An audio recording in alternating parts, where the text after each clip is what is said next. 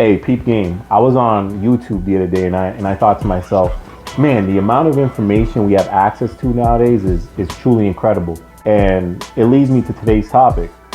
I don't think people truly understand how privileged we are today. As a matter of fact, I know people don't understand how privileged we are today.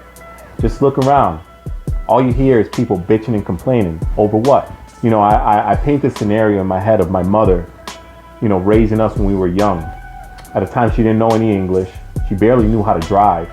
Before cell phones and her car breaking down in the middle of nowhere. What would she do? What would you do? Today we have cell phones that are equipped with GPS systems that will get us from point A to point B. We could call whoever, whenever. Fact of the matter is we don't possess the same challenges that we once did. Truthfully, we're just fortunate. We're very spoiled. But most of all, we're ungrateful. I'm from the city of Boston, so I know all about being spoiled. We've been blessed the last 20 years with the Patriots. We could go back as far as the Celtics history when they dominated the 60s, 70s, and 80s. We're used to winning, so we don't take losing so well. Anytime you're used to something being good all the time, you don't know how to handle it when it's bad.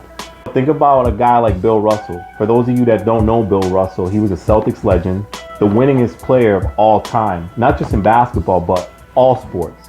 Won 11 championships for the Boston Celtics and did it in a time during the Civil Rights Act.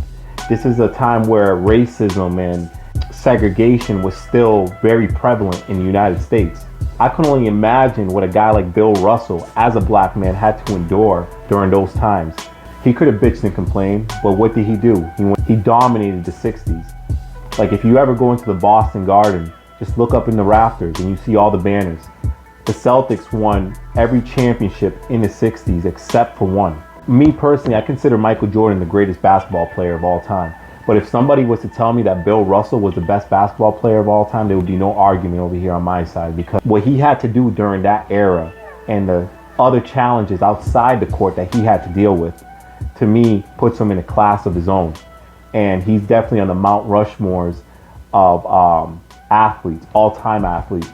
Meanwhile, you have today's NBA athlete getting paid close to $30-40 million a year, still bitching and complaining while not fulfilling the obligations that are stated in his contract. A lot of these guys, they get a shoe deal right before they even step foot on the court. Now, all power to them. Don't get me wrong, right? There's no hate coming on this side. But they're paid to play the game that they love, and they can showcase their skills on a global stage where even outside of basketball, they could build on their brand. But still, they find reasons to bitch and complain. And I look at it as kind of like a slap in the face to the Bill Russells and Michael Jordans, who broke down barriers and opened up doors for these guys to perform on the global stage. Going back to cell phones, you could easily find any information you need within seconds. And it's not just the access, it's the amount of feasible access. I mean, everybody got a search bar on their phone where they could just plug in any word and the shit would just pop up within seconds.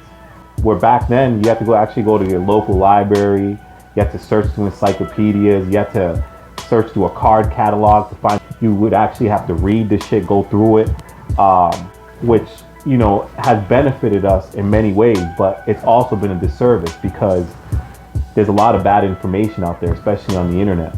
And not all information is good information, as we've seen on YouTube. These are the consequences of giving everybody a voice and a platform to speak on, especially those who aren't qualified. Like I stated earlier, YouTube, you could practically find out on how to do anything on YouTube.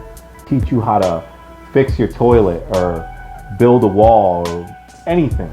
Things that back then you either had to learn through trial and error or you had to take some kind of carpentry course and learn that way. I mean, it could be from changing a tire to tying a tie, something as simple as removing a stain out of your couch. Pretty much teaches you everything.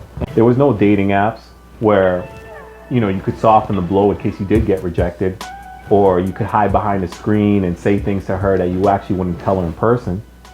Back then, you actually had to make the approach. And it wasn't a cold approach, it was just a regular approach. You would introduce yourself, you guys would exchange information. Now, If let's say you got her number, there was no telling if she was going to be home when you called her. That's another thing. It was just landlines back then. It wasn't like people were walking around with their phones and being able to text and call whenever they wanted.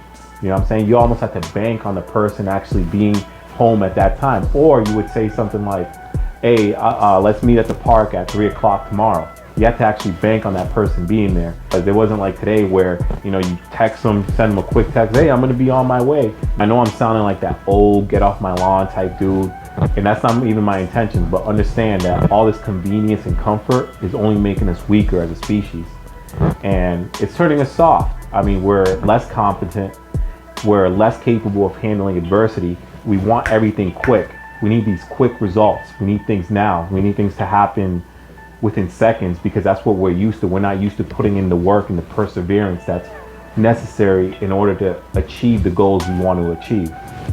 So going into 2021, I encourage everyone to stop taking shortcuts, stop looking for the easy way out, and stop subscribing to this microwave society that expects things quickly, that's not willing to put in the work. Embrace the work. You know, take on challenges, because at the end of the day, it will make you a tougher, more resilient individual that can adapt to anything, no matter what situation presents itself. And most of all, stop complaining, because remember, you have it a lot better than the predecessors that came before you. That's my time. Peace.